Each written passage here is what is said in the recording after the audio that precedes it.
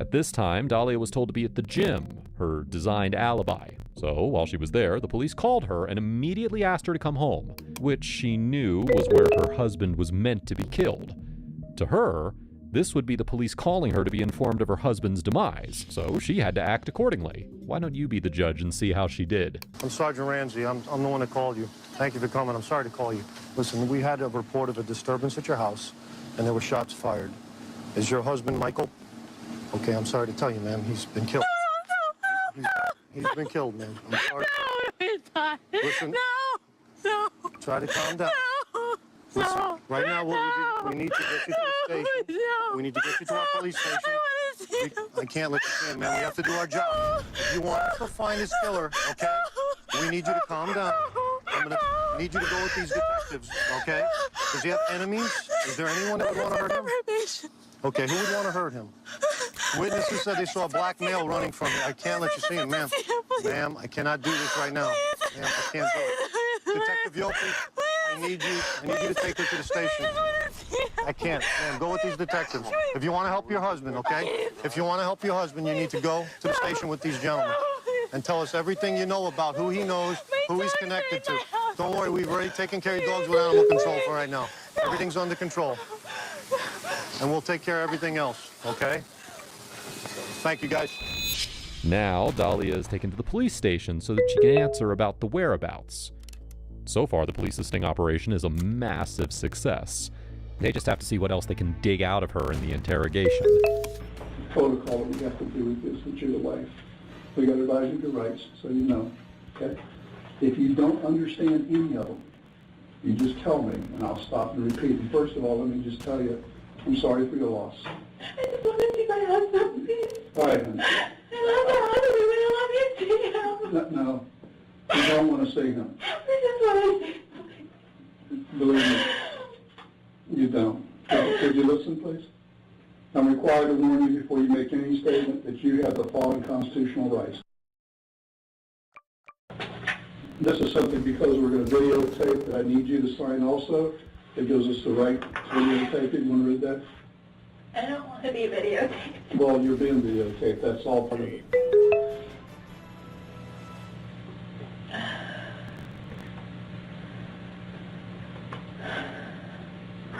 Whose number is that?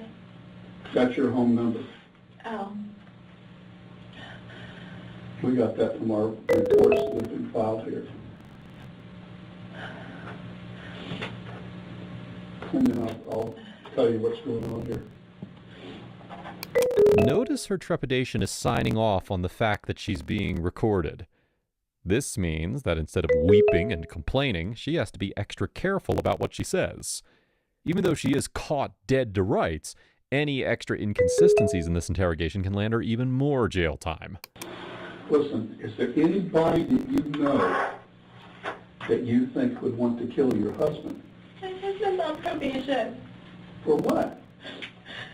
He's for stock fraud. Stock fraud? How long have you been on probation? Probation or parole? Is he spending time in prison? How much? Do you know? 2 years in prison and 5 years on probation, going on to 6 years. Oh my God. And what was that for? It was for taking money. It was like, he explained it like boiler room kind of, where they would take money from people and put it towards things. You know. How long have you guys been married? Not even a year. This is tragic. Is there anybody you could think of that would want to do this to him? I was telling the officers we've had problems already, and What sort of problem? he's been trying to get off probation, Uh-huh. and it's just been nothing but problems the whole time that he's been trying to get off. People weren't happy that he was getting off probation because it's a lot of money he's got to pay back. Well, when you say people, who are you talking about? People that were involved with him before, or? Just a little bit of everything. This was supposed to be something, when he got off probation, it was supposed to be between us. And he went and he told, friends of his, he told, certain people, and everyone kind of talks, and he's constantly running into a lot of the guys that he was on probation with. Like a couple days ago, we ran into someone, and that was a target. I mean, you know, and the guy comes up to us, and he's like with organized crime. It seems like a lot of the guys from Boca are starting to move up here, and we're constantly running into, you know what I mean, a lot of the guys that he knows and things like that. 2 minutes in, and she goes from weeping to speaking in a fluent tone about the enemies her husband has. She's using the probation and prison buddy angle as a way to steer herself out of the situation. A futile effort, of course. Now she'll bring up the fact that his friends were after his money, more specifically $191,000. So it was a lot of money. It was $191,000 that he had to pay back. So we were going to go ahead, and he had the money to pay off the probation and everything like that. And then I guess somehow when he went away, some guys didn't go away. They left the country. You mean went away? You went to prison? Right. Okay. They left the country. And so somehow he was dealing with some of those guys because they thought that he owed them, and I don't know, something with that he was taking care of. So the money that he used to get off his probation, he never he never did it. He did something else with that. Yeah. If we go back to Michael's interrogation, he describes this $191,000 in a very different way. And you know, the money, actually, you want to laugh, I hired a really good lawyer, and we're at the lawyer's office, and this guy threw me out of his office because he's so disgusted, and he's actually, I guess, a witness in this because he sat with this. We were at the desk, and she had the check for $191,000 as a cashier's check. She wouldn't hand it to my lawyer. And my lawyer's looking at me, and she's coming up with some cockamamie story, you know, she wants her money first. You know, the point was I was done probation. I paid these people their money, and she didn't hand it over. The lawyer says, I can't take the money from her if she's not willing to give it. So he throws me out. I have to run back now and get her money to give her money that she supposedly put into this. So at any rate, we exchange money. I run back to my lawyer's office, and I hand him the check. It was for $191. So the check magically changed from $191,000 to $191. My lawyer was a witness to this, and he chased me down the hall and basically threw me out of his office. He was disgusted because he also warned me something's wrong here. And so he fired me. So that's another sign, huh? Yeah. I mean, so he's a witness to that. Like, he saw the whole thing go down. He saw the real check. He saw the bad check. You know. So, to verify the claim, the detective has to dig deeper into who these friends really are. With that money. Now, do you know any of these people, their names or anything like that, or where they may live, so that we may be able to follow it up? We're not going to implicate you. The guys that left, I don't know. Yeah, you don't know them? I don't know them. You've never met them? No, I mean, I know the guy that we ran into a couple days ago. I know certain names, you know what I mean, and I know certain families, they were on the news, like the guys that all just went away. I forget what family. See, Brian and I in the squad, I only work major crimes. We only work murders, or homicides, and very serious assaults, and kidnappings, and police shootings, and things like that. We only specialize in that. We don't work anything else. So I wouldn't know about the theft of money that he may have been involved in or anything else. So I'm asking, if you know any names, then we can run these guys down and see what they know. Well, those group of guys, they all went away. But he's saying one of them, I guess somehow he had a problem. I don't know what problem he had. It was before we met. He ran into one of these guys, and the guy, he thought he owed him something or something happened. But they went away. I don't know. The one guy that I'm telling you about, Pasquale, if he also went away or if he didn't. But this just happened like a month and a half ago. They all got arrested again, the same stock fraud stuff again. Does his first name Pasquale or last? I don't know. Is it Pasquale or Pasquale? Pasquale. Okay. What nationality are you? Spanish? My mom's from Peru and my dad's from Egypt. Wow. Yeah. All right, I understand you got a couple animals at your house too, right? So, I guess, I want to tell you everything, the whole, so Please you do. guys kind of know Yeah, what's going on. I do. I want to know. So, that's what happened with that. So he didn't know how to tell everybody what was going on with everything. And so he pretty much, he told them that, like, you know, I had the money and I took it and I got involved in like a Bernie Madoff kind of scheme because he didn't know how to tell, you know, his mom and everybody what was going on. You're lucky. What? You're lucky you went to the gym. We were supposed to go to the gym. Oh, both you were supposed to go? He didn't know if he was going to, he just had liposuction, and he had like 2 blood handles removed from here. I think he had something little, and 2 weeks ago he had surgery. And yes, What kind of surgery? the beltectomy, like the lipo that he had. Oh, did he used to be real heavy or something? No, he used to be, and then he got lipo done, and I guess the plastic surgeon left like 2 bulges here. So yesterday we went because he had like blood buildup in his back, so they drained it. Okay. So he was like, well, depending on how I feel today, but we go every morning. We haven't gone since his surgery, but every morning 5 a.m. we're both at the gym. Yeah. You got a lot of, that's better than me. I wish I could go, obviously. Well, you know, he's very, he used to be a drug addict, and What was his drug of choice? crack. Crack? Yeah, I'll give it to you. And he's recovering alcoholic, and so with him it's very important to be like on a schedule, and you know what I mean, like have a system and very organized with everything. And Let's get back to, Now, with bad friends comes terrible habits. She squeals about his drinking and narcotics abuse, thinking that this is another angle for them to look into. But at this point, she's deflecting from the cause of the killing to her personal blame game, which the detectives catch on to quickly and ask her to revert back. his death. I don't know if you know, he was shot. He was shot twice. And I want you to know all this. Do you know this? Did they tell you out there? not exactly. I mean, they told me he was shot. When I was at the gym, I got a phone call. I didn't hear my phone ring, and I called back, and they told me just to please come, that something happened at my house. Yeah, he would, evidently your husband answered the door, and they took him back upstairs, and in your We bedroom. have cameras, though. Why would he answer the door? I don't Like, he know. doesn't answer for anybody he doesn't know. I have and no- I mean, the only person, like his probation officer, is like the only, you know what I I have mean? no idea. He would not answer the door. We have cameras, like at our house. Maybe he knows this person. I didn't know you had cameras, because when we got there, some of your neighbors heard the commotion. We have cameras. The front door has camera, Oh, and that's the back great. door has camera, Then- but they don't record. And they don't record. Nobody knows, but they don't. We told everybody they record, but they don't record. Oh, God. Because he didn't want them to make a hole in the garage for the recorder to be there because of his car. Well, when we got there, your door was wide open. When the officers got there, your door was wide open. They went in and looked. They said there was 2 dogs in the house in a crate or a cage or something like that. And he was found in the bedroom.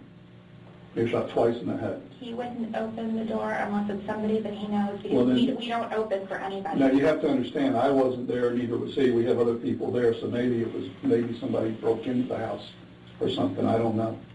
I haven't been to the scene yet. All of our rooms have TVs, and we look specifically, like, to make sure nothing is happening, because we've had drug incidences and things like Was that. he asleep when you left? No, because we said sort of, but not really, because of his back. He was just kind of like, Laying there? he was just laying there, and he set the alarm, you know? But, I mean, I There was said no alarm. hi, I said, you know, I'll bring you coffee on the way home, and, you know, normal, like normal. There was no everything alarm. There was no alarm sound going on. I put our little dog downstairs, and he stayed upstairs with the big dog. I don't know. How big's the dog? It's an English bulldog. But Will he he- doesn't do, I Will he mean, bite somebody? no, he loves everybody. I mean, he will run off with whoever he sees. The one that's very aggressive and mean is the white one. It's probably the smallest The one. little, she's Yeah. like 4-pound dog. But she weighs 200 pounds, right? I'm just trying to, Yeah, what I'm gonna do right now is there's a lot that, like, I want to tell you. I'm gonna be back. What I wanna do is call right now. I'm gonna go out and get in touch with the officers at the scene. I wanna see if the house was burglarized. Okay. All right, just hang on for a second. Thank you. You wanna wait here?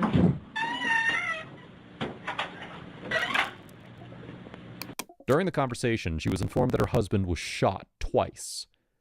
When she received this news from the officers, she burst into crocodile tears. And right now, when she was told the same, she could only think about the cameras in her room and the alarm system. Her tone has been quite consistent for someone who just lost a husband. Now the officers are done playing games. they have more than enough to reveal the whole truth. Well, you know that I advised you of your rights, right? Yes, you have. Okay. The game's over with. Okay? There's no more games with you and I. Now we're going to get down to serious business. I want to know if you know this guy. Come here. Bring this guy in here. Get over here. Get over here. You know who this guy is? No, You've never seen him before. I've never seen him before. Ever. Do you know her? Put your head up and look at her. Put your head up. I've never seen him. What were you doing coming out of her house? Get him out of here.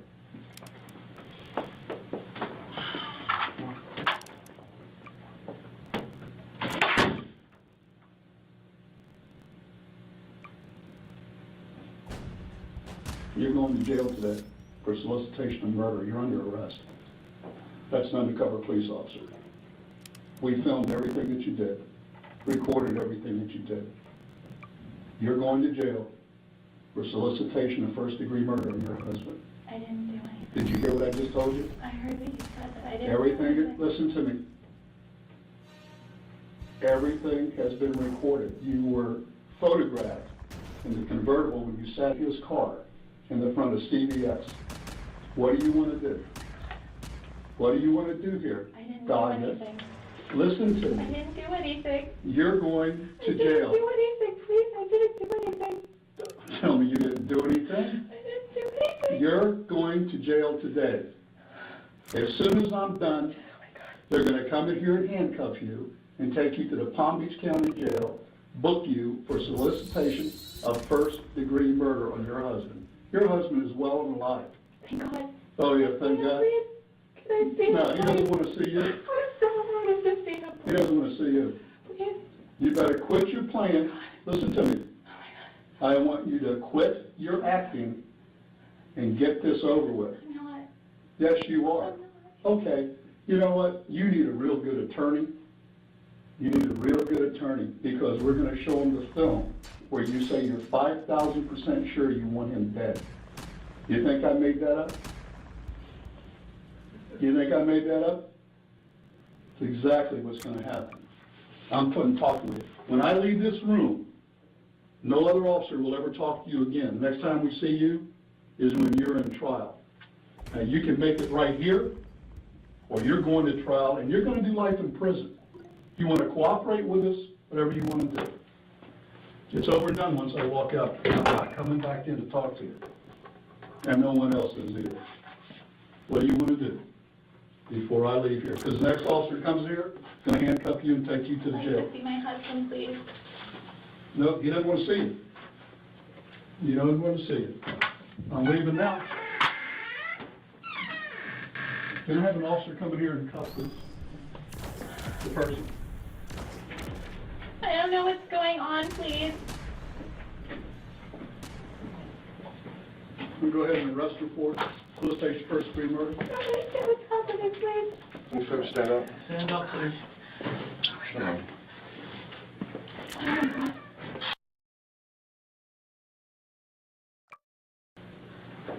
Oh my God.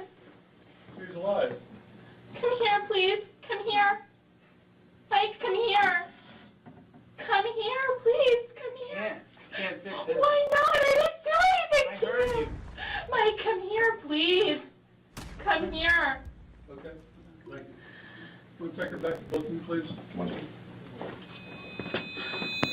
On that day, Dahlia DiPolito was charged with solicitation of first-degree murder.